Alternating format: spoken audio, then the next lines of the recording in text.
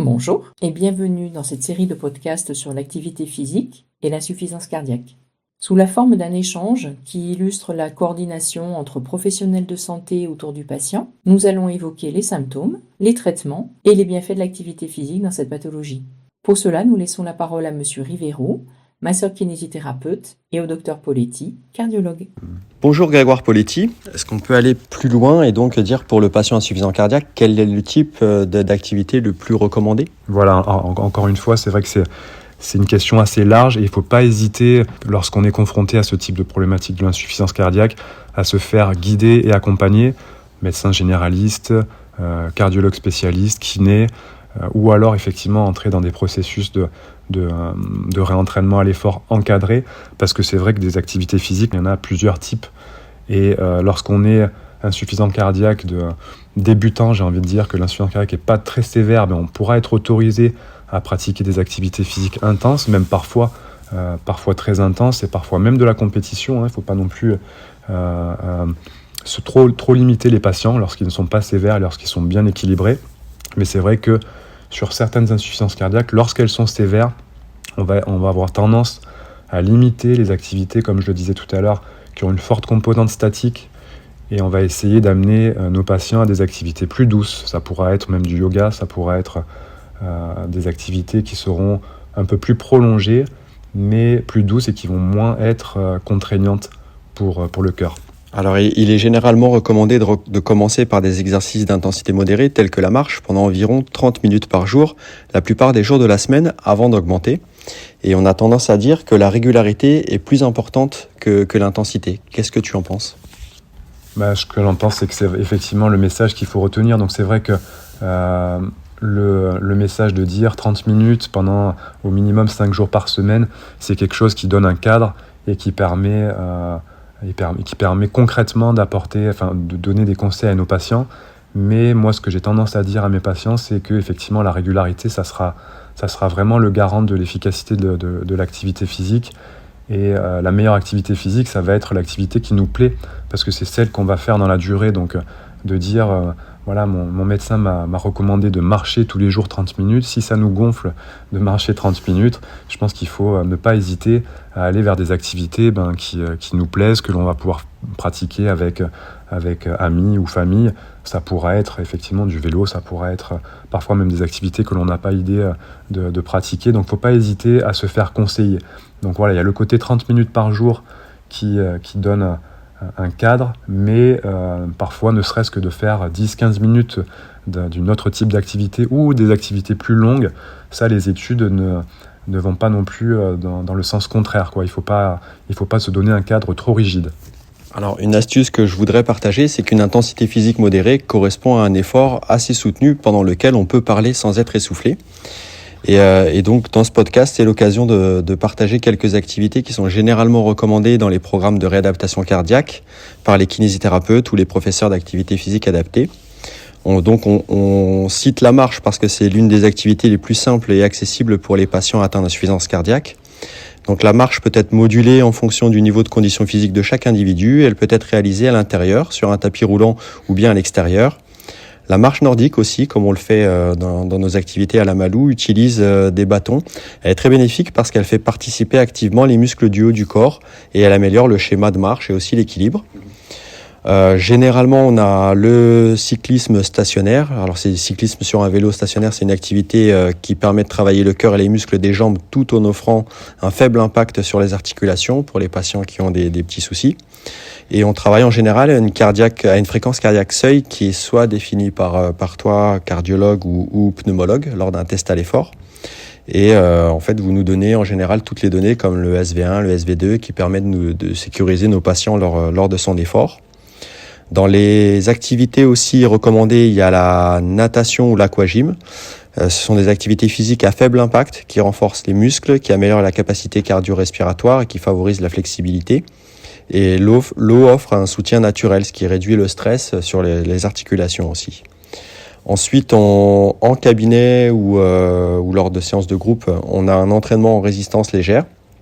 On utilise des poids légers en général ou des bandes élastiques. Et donc c'est toujours dans l'objectif de renforcer les muscles, y compris ceux du haut du corps, qui peuvent être bénéfiques pour les activités quotidiennes et la fonction cardiaque. On fait aussi des exercices d'étirement et de flexibilité.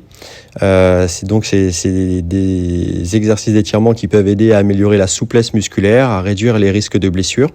Et une bonne flexibilité peut également faciliter la réalisation des activités quotidiennes.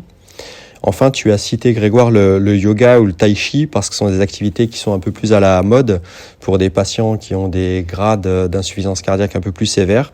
Et donc, ils combinent des mouvements doux avec la respiration contrôlée, ce qui peut aider à réduire le stress, améliorer l'équilibre, la flexibilité, la force musculaire, tout en soutenant la santé cardiaque. Est-ce que tu veux ajouter quelque chose, Grégoire ? Oui, j'aimerais rebondir un peu sur ce que tu disais et revenir sur la notion d'intensité. C'est vrai que parfois, certains patients vont avoir tendance à faire des activités en se limitant par crainte d'avoir un effet néfaste pour leur cœur ou par crainte de prendre un risque. Et parfois, d'autres patients vont aller plutôt dans l'excès inverse et d'aller chercher des intensités trop importantes. Et nous, ce qu'on recommande, au-delà de surveiller sa fréquence cardiaque ou d'aller chercher des choses un peu trop rigides, nous, ce qu'on a tendance à dire pour vulgariser un peu les choses, c'est que lorsque l'on pratique une activité physique, pour qu'elle soit bénéfique, il faut quand même ressentir un minimum d'essoufflement. Donc ça veut dire qu'on pourrait le synthétiser en disant qu'on devrait encore être capable de pouvoir parler avec le collègue qui est en train de faire l'activité avec nous, mais on ne doit plus être en capacité de chanter. Donc voilà, c'est un petit peu un repère que l'on se donne. Donc voilà, lorsque on n'est plus capable de parler, c'est qu'on est trop intense. Lorsque l'on est capable de chantonner en faisant son activité physique, c'est qu'on n'est pas assez intense. Donc voilà, c'est des repères qu'on essaie de donner, nous on appelle ça l'échelle de Borg. Et donc voilà, pour la notion d'intensité, ne pas hésiter à quand même être un minimum essoufflé pour que ce soit bénéfique. Et donc nous c'est ce qu'on propose, hein. Je sais que toi tu le fais dans ton centre à La Malou. Ici sur Maxipol, on propose aussi un parcours de rentraînement à l'effort encadré. Et c'est vrai que de permettre aux patients de faire déjà quelques séances en étant accompagnés de professionnels comme des enseignants en activité physique adaptée et encadrés par les cardiologues, ça permet à certains patients de débuter ou de redémarrer leur activité en toute sécurité et avec des conseils appropriés. Tout à fait, on leur conseille aussi de choisir des activités physiques qui leur plaisent et qui sont faciles à intégrer dans leur quotidien. Oui, voilà, on le rappelait tout à l'heure, hein, c'est vrai qu'il y a la notion de régularité et c'est vrai que parfois, en discutant avec les patients, ils ont un peu des phases au cours de l'année où il y a de l'activité physique parce qu'il fait beau, parce que c'est le printemps, parce qu'il y a la piscine en été. Et il y a toute une partie de l'année où il y a quasiment plus du tout d'activité physique. Et c'est vrai que cette notion de régularité, elle est importante parce que quand on arrête l'activité physique, par exemple quand on a fait un stage de réentraînement ou quand on a fait un parcours en SSR et qu'on arrête ne serait-ce que 15 jours, 3 semaines toute activité, on a tendance à repartir en bas de l'échelle. Donc la notion de régularité elle est vraiment importante. On rappelle aussi aux patients qu'il faut bien s'échauffer en début de séance et de prendre du temps pour récupérer à la fin de leur séance. Oui, c'est vrai qu'il y a plusieurs phases à respecter et c'est vrai que la notion d'échauffement et de récupération elle est importante. Elle permet au corps de monter en température progressivement. Il y a la notion d'hydratation aussi, parce qu'on le disait tout à l'heure, on a des traitements médicamenteux, parce que l'activité physique ne suffit pas, il faut aussi bien prendre ses traitements. Et parmi ces traitements, il y a souvent des diurétiques. Les diurétiques, c'est des traitements qui font uriner, et du coup, ça peut exposer nos patients à un phénomène de déshydratation, notamment en été. Donc ne pas hésiter à bien s'hydrater, ne pas attendre la soif lorsqu'on pratique une activité. Alors, tu parlais d'encadrement tout à l'heure avec le Maxipol de Béziers.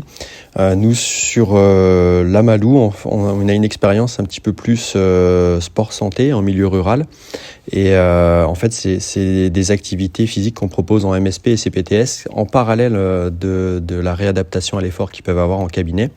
Et ça fait maintenant 4 ans qu'on a développé ça sur La Malou-les-Bains avec notre maison de santé des Monts d'Orbe et la CPTS des Hauts-Cantons et Vignobles. Ça s'appelle On Sport Dehors et c'est un programme sport-santé en milieu rural. C'est sur La Malou, Saint-Gervais, toutes les communes avoisinantes des Hauts-Cantons. Et l'intérêt de nos situations géographiques, c'est que c'est des programmes qui peuvent offrir un environnement favorable, voire idyllique, pour la pratique d'activités physiques adaptées. C'est donc dans un cadre naturel, convivial, et c'est vraiment bénéfique pour toutes les personnes atteintes d'insuffisance cardiaque.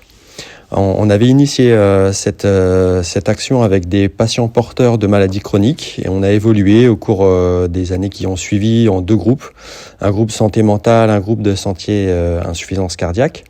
Et donc concrètement, on a 2 professionnels de santé de la MSP, donc c'est des infirmières, des kinés, des APA, quelquefois des docteurs ou des pharmaciens qui accompagnent un groupe de patients avec le matériel nécessaire afin de le sécuriser.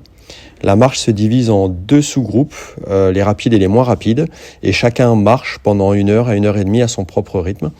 Tous les patients ont un carnet de suivi avec un bilan en septembre et en juin, et on y reprend en fait les indications du médecin, du cardiologue, du pneumologue.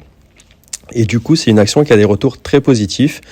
Il y a un collectif qui s'est créé et voilà, ce sont devenus des amis. Voilà, merci Grégoire pour ce podcast. J'espère qu'il aura donné envie à tous nos patients de faire du sport en fonction de leurs capacités. Je te laisse le mot de la fin. Merci. Merci beaucoup Carlos déjà pour ton invitation, m'avoir permis de parler de ce sujet qui me passionne, qui nous passionne. Et donc voilà, au plaisir d'échanger à nouveau sur ce sujet. Merci.